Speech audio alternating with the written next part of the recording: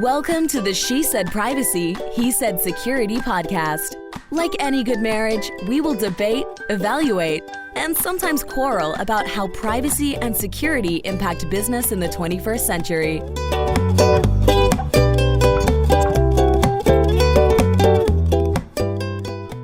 Hi, Jody Daniels here. I'm the founder and CEO of Red Clover Advisors, a certified women's privacy consultancy. I'm a privacy consultant and certified privacy professional, providing practical privacy advice to overwhelmed companies. Hi, I'm Justin Daniels. I am a shareholder and corporate M&A and tech transaction lawyer at the law firm Baker Donaldson, advising companies in the deployment and scaling of technology. Since data is critical to every transaction, I help clients make informed business decisions while managing data privacy and cybersecurity risk. And when needed, I lead the Legal Cyber Data Breach Response Brigade. This episode is brought to you by Red Clover Advisors. We help companies to comply with data privacy laws and establish customer trust so that they can grow and nurture integrity. We work with companies in a variety of fields, including technology, e-commerce, professional services, and digital media. In short, we use data privacy to transform the way companies do business. Together, we're creating a future where there's greater trust between companies and consumers. To learn more and to check out our best-selling book, Data Reimagined, Building Trust One Bite at a Time, visit redcloveradvisors.com. So I had figured out that your shirt today, Justin, which is a more bold color, not something you always typically wear, is bringing out the blue behind me in my background.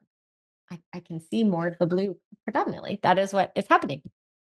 My eyes are playing tricks on me. You were the one who told me the other shirt I bought needed to go back. It's true, because you know what? It's summer. People should be bold and colorful and bright.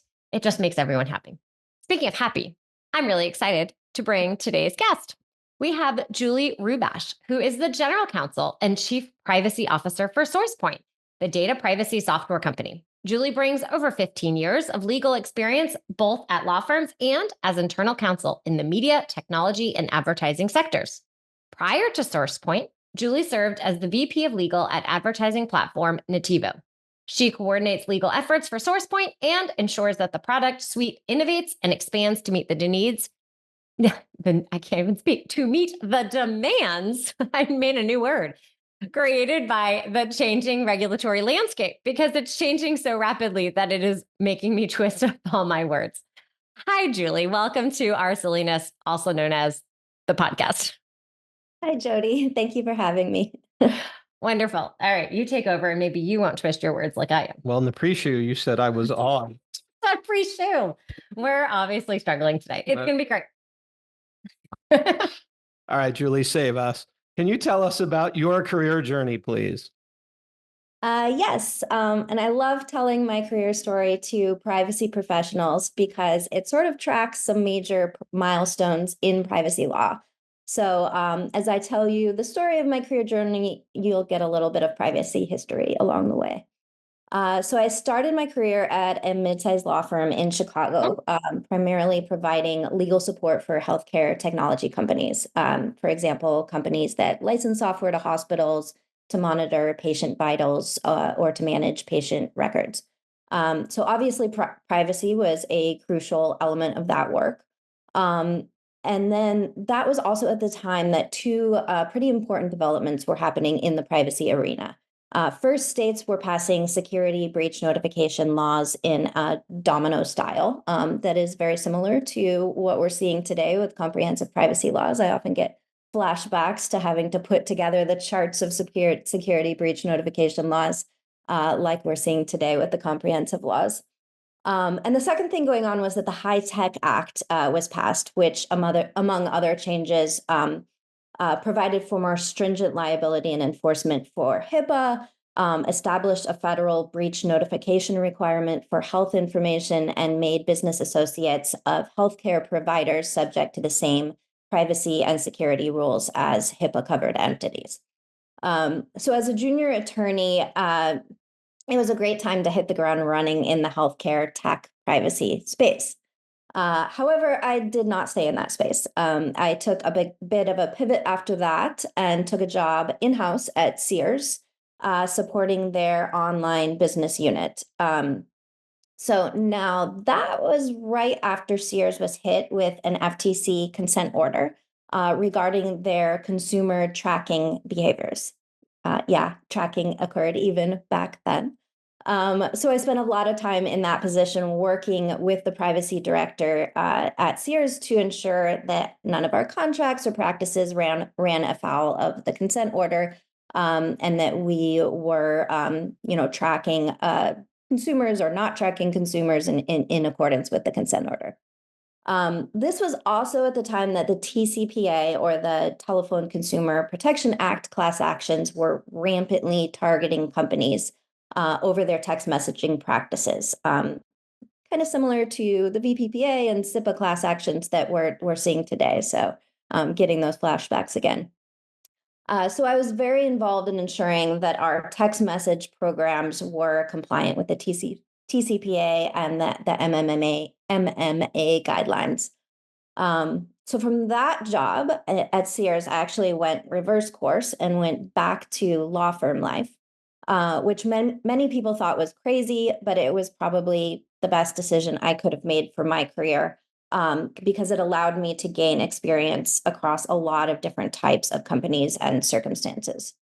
So I worked for two different law firms over about a 7-year period. I worked for Loeb and Loeb in their advanced media and technology group, and for Shepherd Mullen in their entertainment technology and advertising group.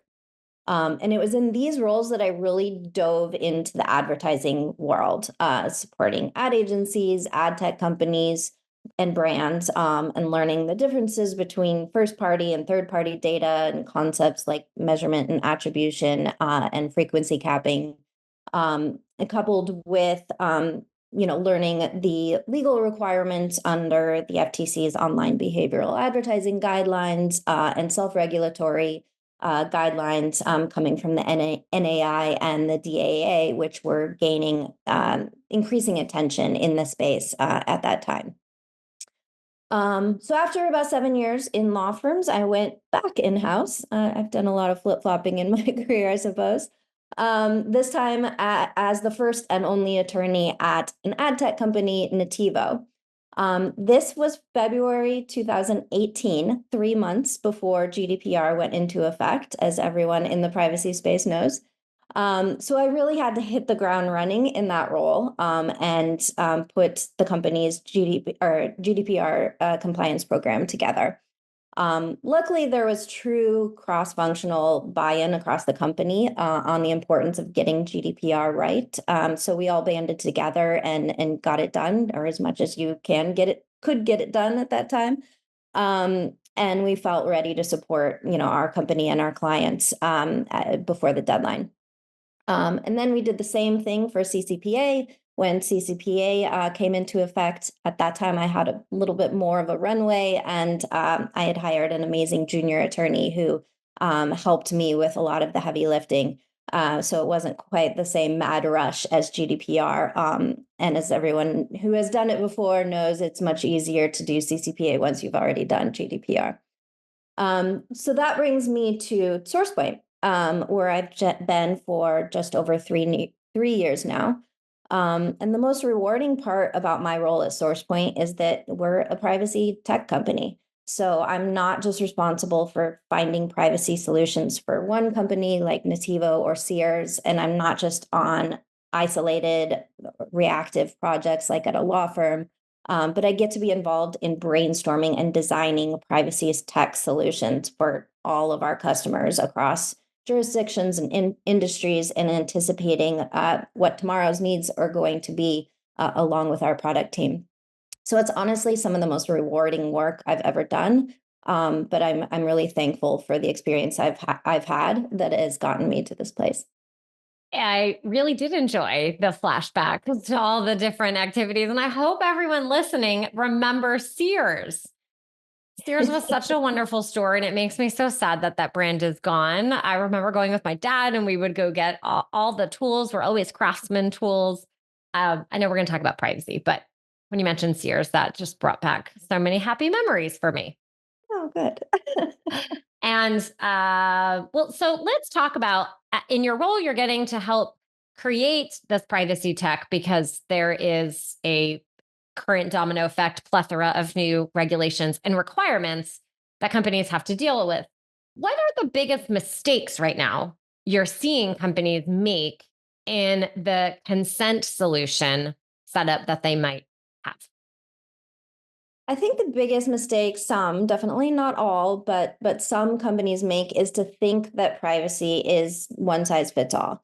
Thinking that you can take a solution off the shelf or copy and paste what other companies are doing and think that will work in the same way for your company too.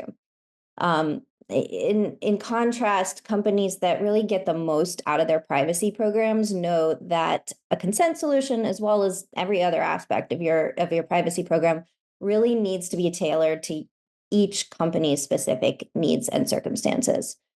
So the right consent solution for a given situation depends on a lot of different factors that are specific to each company, including what your data use practices actually are. Obviously, you can't copy somebody else's solution if you have completely different data use practices. But also like who your users are, what type of data is involved, what type of relationships you have with third parties, what laws might be triggered, what jurisdictions are you operating in, what your back-end architecture looks like, what systems you're integrating with. And also softer factors like how important is privacy to your brand image? Are you looking to do something beyond just check compliance boxes and be out there promoting your brand from a privacy perspective? How important is data use to your company and each type of data use? So companies that take the time to work through all of these factors are the ones that ultimately get the best results from their consent solution, both in terms of compliance and in terms of alignment with their company goals and brand image. And some of the pieces that they also need to consider, and I'm sure you see this, is across those jurisdictions, do you do one approach or do you do it by region? And then what do you do with the people like me and Justin in Georgia who have no rights? What do you do about us? Do you include us or do you not include us? And it's been interesting to see the company's philosophies. All of those are the questions that have to get asked. That's very strategic and aligns with everything that you just shared about process and principles and brand to connect all of that together. Yeah, absolutely. It's something that again varies across different companies, and each company takes a different approach depending on what their needs are. Like some are perfectly fine just saying, you know what, we're going to do the same solution across the entire nation, and that works for us. Others, have a very specific needs in each jurisdiction, and it really makes sense for them to take a jurisdiction by jurisdiction approach and think through it more strategically. So, how does Sourcepoint help companies manage their consent obligations? So, in line with the idea that consent is not one size fits all, we place a lot of importance in providing an extremely flexible solution for our customers, which enables each company to really make it their own based on their own unique circumstances and goals. And this includes everything from the look and feel of the consent messages to the back-end integrations and workflow preferences, all of which vary pretty significantly across our clients. If you look at various implementations of our consent solution across our clients, they'll all look very different from each other and work very differently from each other. So given the complexity and variability of our solutions, we also pride ourselves in the level of service we provide to ensure our clients are aware of the options available to them and how to implement them, as well as to help our clients work through their unique circumstances and requirements. And even though consent solutions aren't one size fits all, we can offer best practices based on what we've seen others do across our client base. And perhaps there's other clients who have been in similar circumstances and kind of help each client work through their needs from that perspective as well. One of the big topic areas that I think some people think, oh, I need this consent solution now, but there's this cookieless feature coming. So I won't really need it anymore. It's not really going to be relevant. And cookieless is a big discussion everywhere. What are the privacy risks that companies need to know as marketing teams are engaging in other methods And I would just love for you to share maybe your thoughts on the universe of cookieless and what that means going forward. And I genuinely have heard people say, oh, I don't have to worry about it anymore. And I know that there are other tools and solutions that marketers are engaging with, and would love for you to share a little bit more about that. Yeah, I think the biggest risk from new targeting methods or cookie alternatives is that we aren't all speaking the same privacy language. And so what I mean by that is that for the most part, we've been having this cookie conversation for some time. And privacy professionals and technologists and all the stakeholders involved have kind of learned how to talk about cookies. They've if they've been in the industry for a while, privacy professionals have a general understanding of how cookies work, and technologists have generally learned what data elements and activities involving cookies are going to be important to privacy professionals. But now with emerging targeting methods, I've noticed, and I imagine you've probably noticed this as well, the conversation is breaking down a little bit. There isn't that same kind of, we've had this conversation before, we know what questions to ask and what answers to provide. We're kind of reinventing that conversation.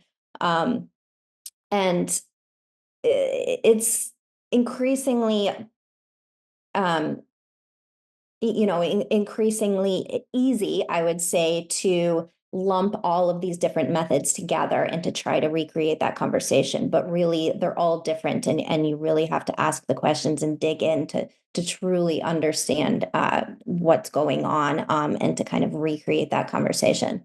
Now, the role of the privacy engineer that we're seeing more and more definitely helps in this regard, because ideally that person understands both the law and the technology well enough to bridge the gaps in that conversation.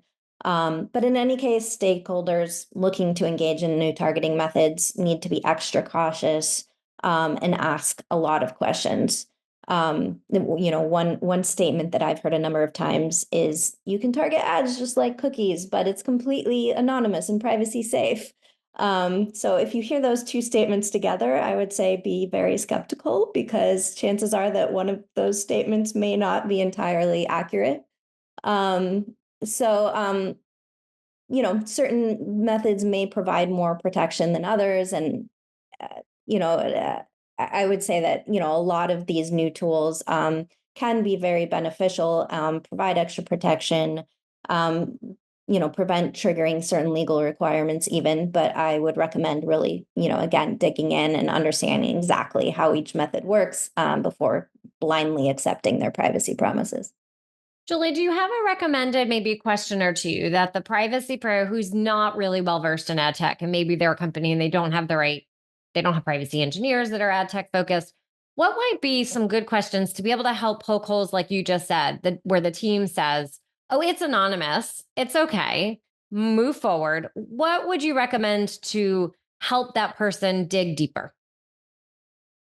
One question that I think is useful is to understand what the input and the outputs are. I think that's one area that kind of helps to dig in. If you understand, okay, where is it that you're getting this data? What is the first set of data that you're collecting?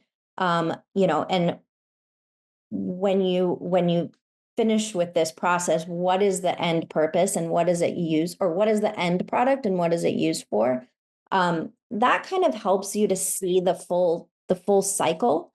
And if it doesn't make sense how you can get from A to B, then there's probably a missing link somewhere in there. If you're still able to track, specific users over time and across properties, chances are that someone, whether it's you or someone else, has some way of identifying that user, that it's the same user each time. Maybe it's not their name and their email address or, a device identifier, but there's some method that they're using to identify that person, which is probably going to trigger privacy laws. So even if it's not a traditional identifier that we're used to working with, there's probably one in there. So just understanding what the input and the outputs are can help you to dig in and identify what that is. Thank you for sharing. So, using your crystal ball for the future, do you have any thoughts you'd like to share on predictions of ad targeting and what companies should prepare for? Um, I think laws and regulations are increasingly making ad targeting more and more difficult, to be honest, which from a consumer and a societal standpoint is both a good thing and a bad thing. So I'm going to take it to extremes for a second, just for example purposes. But if ad targeting were completely banned or restricted to some degree that it is no longer commercially beneficial for either ad tech providers or advertisers, then advertisers will spend their advertising dollars elsewhere, assuming that there's better alternatives to reaching consumers than direct buy contextual advertising. And from a consumer perspective, two things will happen if that happens. First, the privacy and other harms of ad targeting will presumably be resolved, although they may shift to other contexts. But at the same time, the baby will be thrown out with the bathwater. Any websites, apps, and digital services that relied on advertising for revenue will either go out of business or find other ways to make money. The most obvious method being subscription models. So the concept of free content and free digital services will be over. And consumers will have to pay monthly subscriptions or perhaps a bundled subscription for every publication or digital service they want to access. And access to information will be restricted to those who can afford it, and digital services will likely be consolidated under larger companies that can afford the infrastructure costs of a subscription model. So now, what I just described is an extreme scenario, but I think that will happen to some degree in both Europe and the United States. And I think certain regulatory and legal actions that are, pending or that are threatened could push us further in that direction. For example, in Europe, if the pay or okay model that publishers rely on to offset revenue losses from consent requirements is further restricted or regulated, they could be forced to remove the okay option and only offer the pay option, therefore eliminating access to those who can't afford to pay. Similarly, in the US, if California passes legislation, which is currently pending, requiring all browsers to support opt out preference signals like global privacy control, we could reach a tipping point where so many users are automatically opting out. The companies are either forced to find creative solutions to get them to opt in, or, again, offering alternative models like subscription services. Which I think we all agree is not ideal.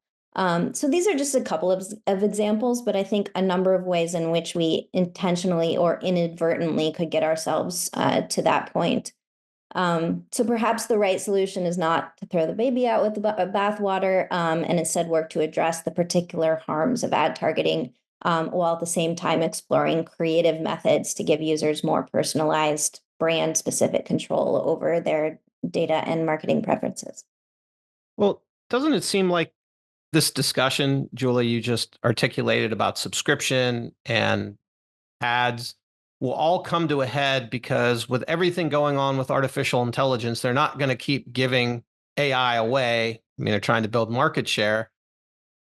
But do you think, and I guess Jody, you chime in too, is won't AI bring all of this to a head because AI has its own issues, but if you're just going to have free content, then we're back to the ads, or what are alternative revenue models? It sounds like, Julie, what you're talking about is already kind of previewing that whole conversation.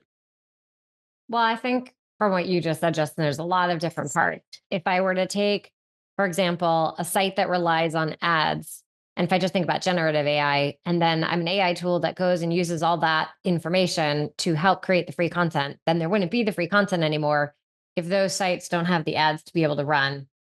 Those AI tools will also be defunct because how they're running, and one might argue how their future will succeed going forward. That's a whole nother model. But if we just were to look at today, if it were to all shut down, those tools that rely on that free content wouldn't really work if that free content is ad revenue reliant. So it sounds like, oh, what were you going to say, Julie? Very good. Yeah, I completely agree. I think, AI will certainly put, a different spin on things, but I think the same essential problem remains, that, you can either fund your services with ad revenue or through other methods. And, I guess we as a society need to decide,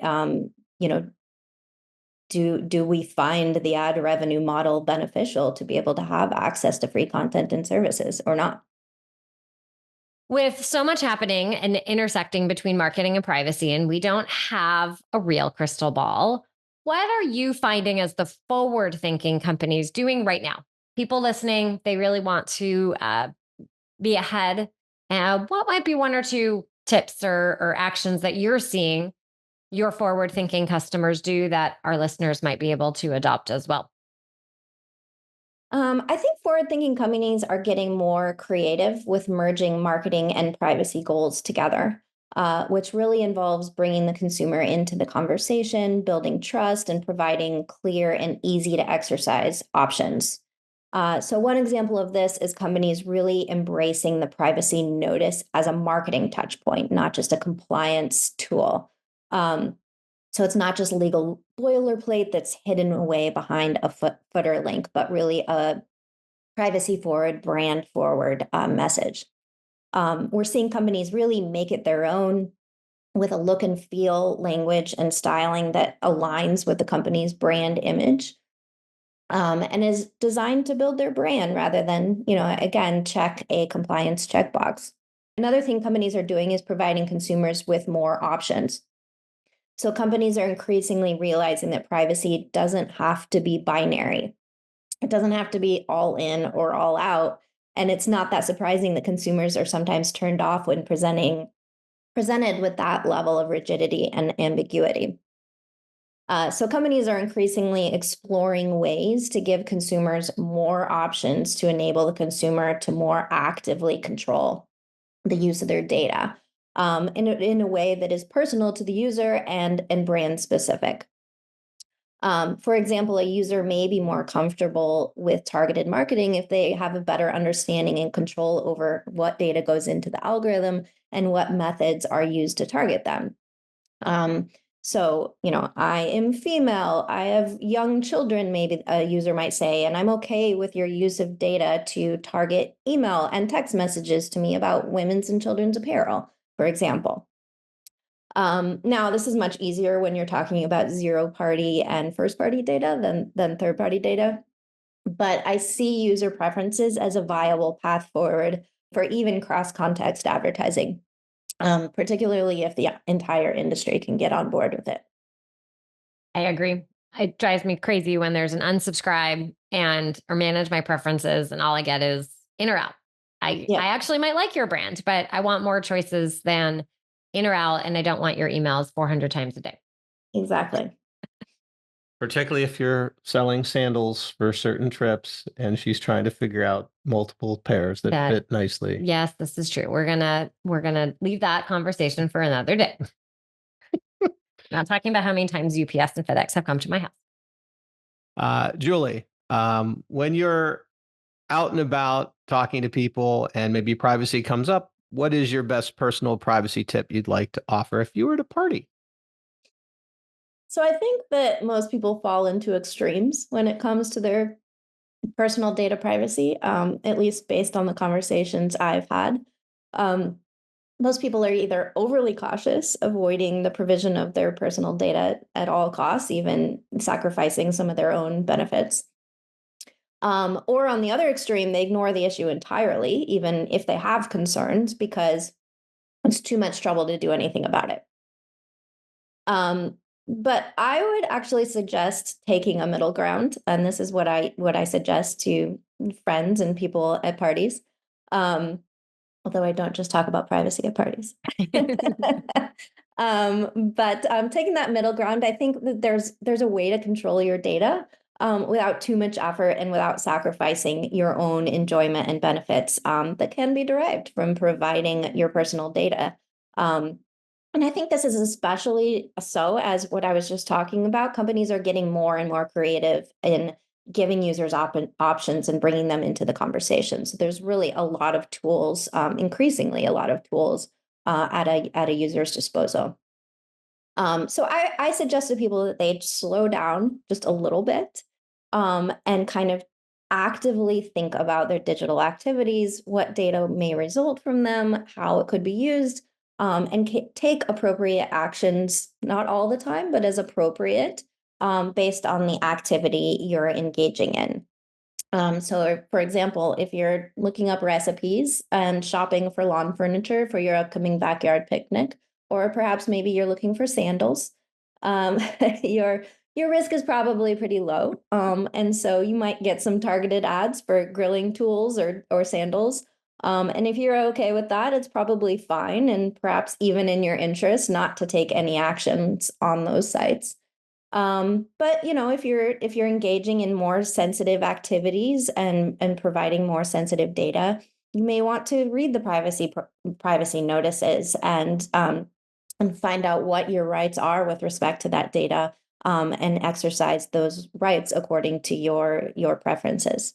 So the point is that more and more consumers have choices, and it's in their interest to play an active role and decide how they do and they don't want their data be used. And it really more and more doesn't have to be an all or nothing decision.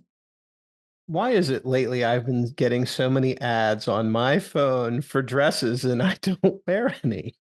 We're not going to talk about household identifiers and cross-device targeting right this moment. I see. Maybe there- next time. There might be a variety of shopping that is taking place in this house, but cross-device and household identifiers, we're going to talk about that another time. We're going to move now into to fun and see when Julie is not talking about privacy. What does she like to do for fun? I love being outdoors. So most of my favorite activities involve getting outside and being active. Whether it's running, hiking, skiing, scuba diving, or going to the beach with my dogs. I'm pretty happy as long as it's outside. So Julie, thank you so much for sharing all of these wonderful tips for both people and companies. If people listening would like to learn more and connect, where should they go?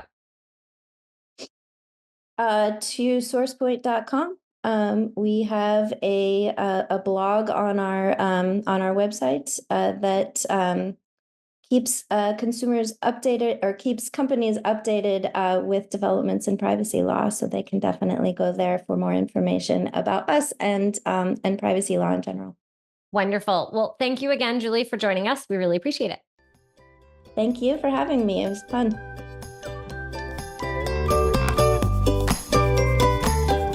Thanks for listening to the She Said Privacy, He Said Security podcast. If you haven't already, be sure to click subscribe to get future episodes and check us out on LinkedIn. See you next time.